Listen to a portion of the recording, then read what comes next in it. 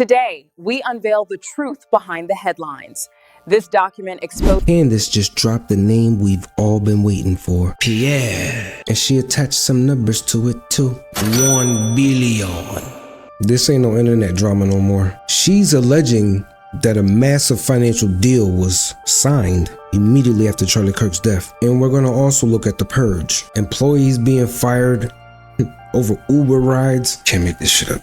Get all that. Let's just get into this evidence. What Erika Kirk told the reporter Trace Gallagher in a one-on-one interview regarding what she is hoping to get out of these court proceedings. She wants transparency. Take a listen.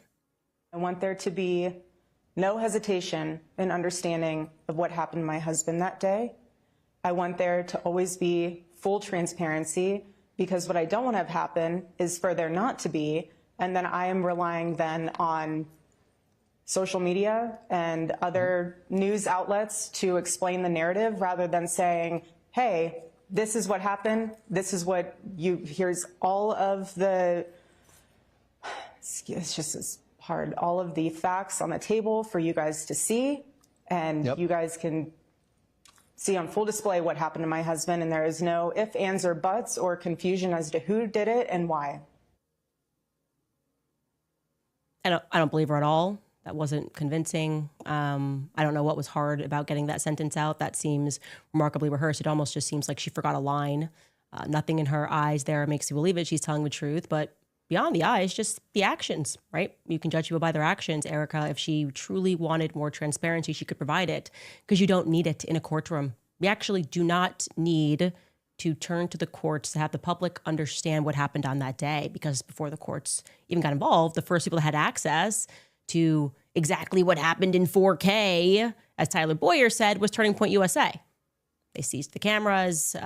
They could have said, here, I'm also going to have some private investigators take a look at everything and tell them what they think. I was one of the people that called and personally requested to view the tapes. I said, we don't have to release them. I just want to see the tapes.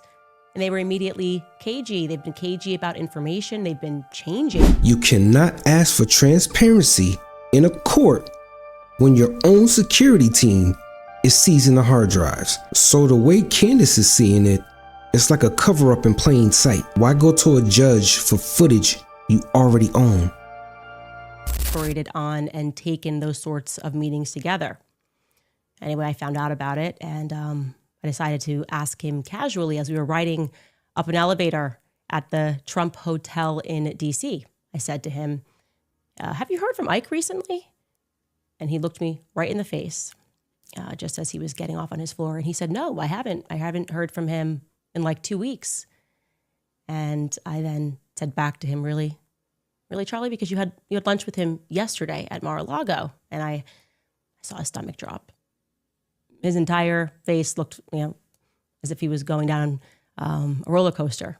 He stuck his arm back in the elevator really quickly and tried to explain it away. He then pivoted toward an apology, but obviously the damage was done. And if I'm being honest, I was as hurt as I was shocked and confused by it, because we were close.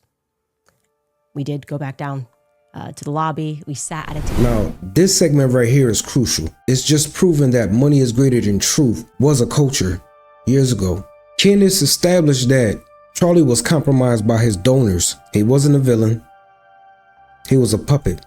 And she's implying that Erika Kirk is one of the new handlers that encourages this. In writing, that Justin Strife and you lied to me.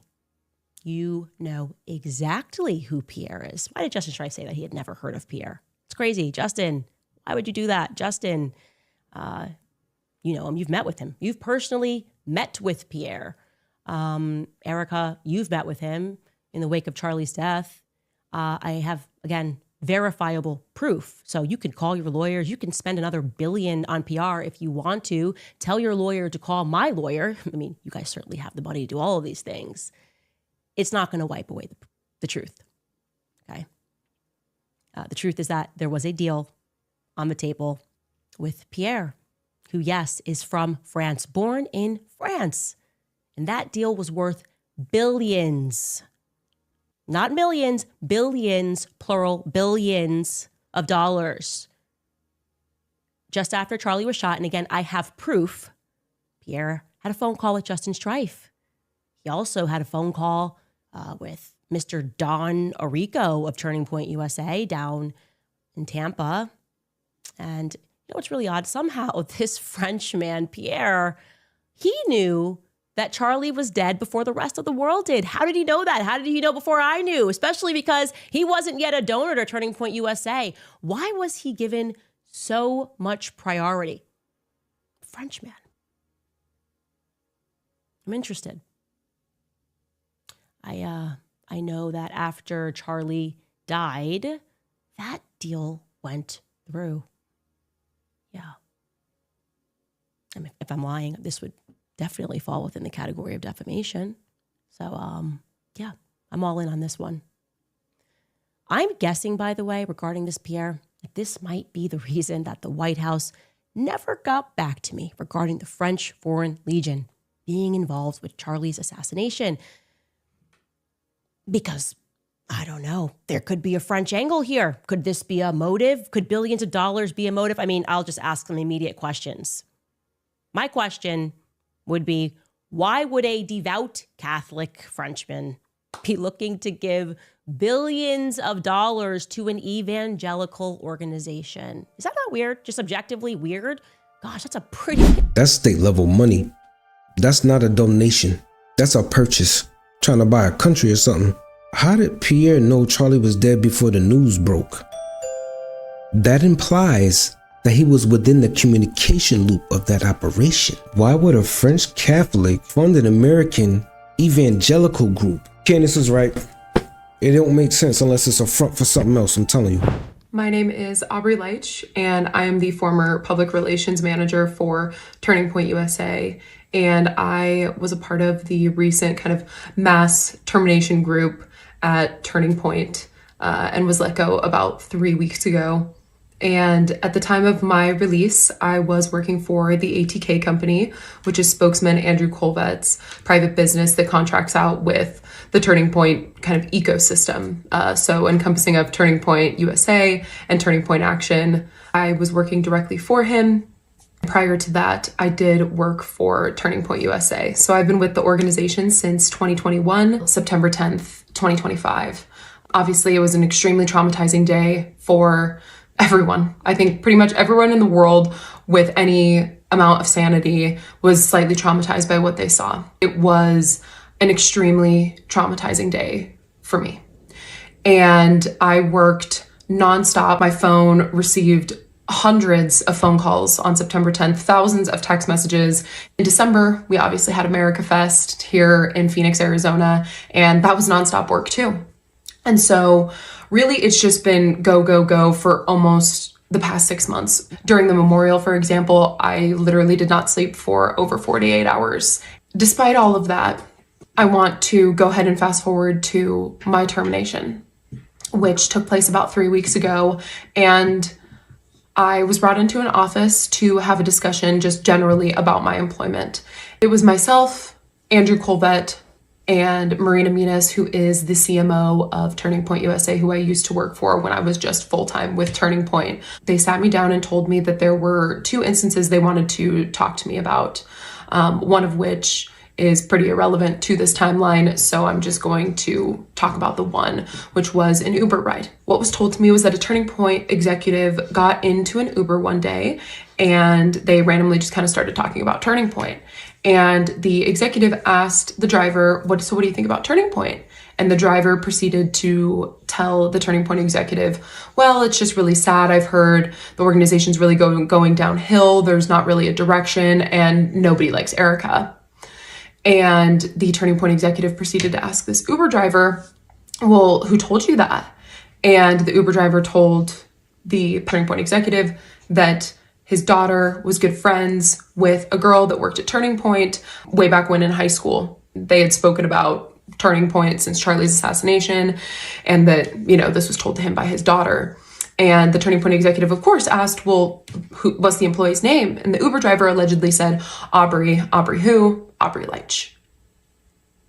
And the story was presented to me as one of the reasons for my termination.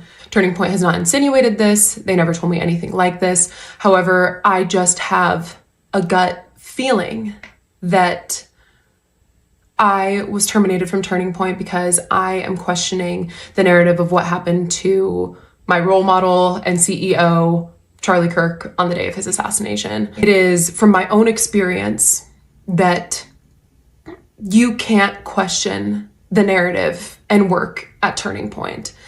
That is how I feel. That is how other people I've talked to feel. It goes against everything that Charlie ever stood for.